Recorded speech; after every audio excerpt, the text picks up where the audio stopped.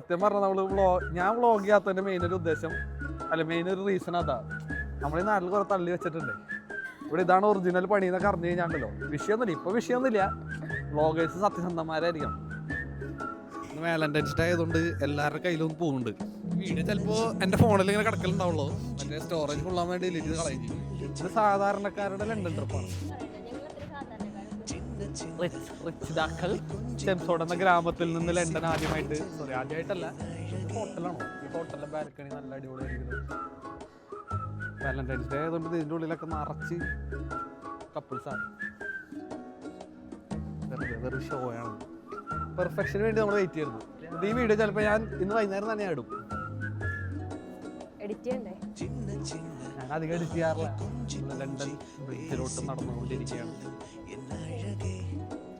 അടുത്തെത്തി. ഇത്രയും തിരക്കിൽ ജോഗ് ചെയ്യുമ്പോൾ എന്ത് സുഖം കിട്ടണം അല്ലേ? എഡിറ്റ് ചെയ്യാൻ വേണം 5 ദിവസം. വിശന്ന് വലഞ്ഞു പോകുന്ന പാവമരീന.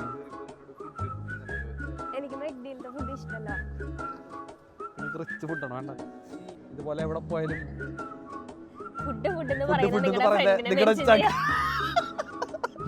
ലണ്ടനിൽ വന്നിട്ട് നമ്മൾ കണ്ടില്ലേ മോശമല്ല. ഈ സാധനത്തിന്റെ പേര് എന്തിനാ?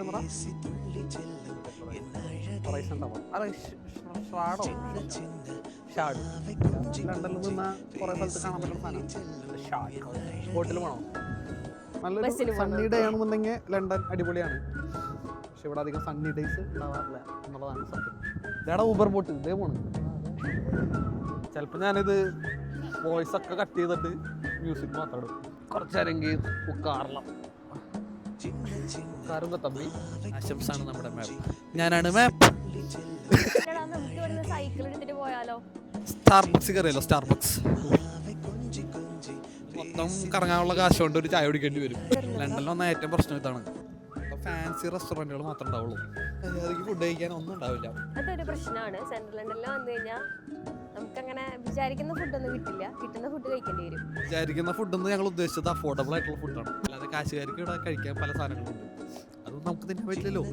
ഈ വ്യൂ എനിക്ക് ഇഷ്ടപ്പെട്ടു. പക്ഷെ അത് സെൽഫിയിൽ മാത്രമാണ് ഐഫോണിൽ ഈ വ്യൂ കിട്ടുള്ളൂ. അപ്പോൾ ആപ്പിൾ കമ്പനി കാണുന്നുണ്ടെങ്കിൽ അടുത്ത അപ്ഡേറ്റിൽ അത് ശ്രദ്ധിക്കേണ്ടതാണ്. ലണ്ടൻ ട്രിപ്പ് തുടങ്ങിയപ്പോഴേക്കും നമുക്ക് വിശന്ന് തുടങ്ങി. ഇതാണ് നമ്മളെ ട്രിപ്പ് വന്നാലുള്ള പ്രശ്നം.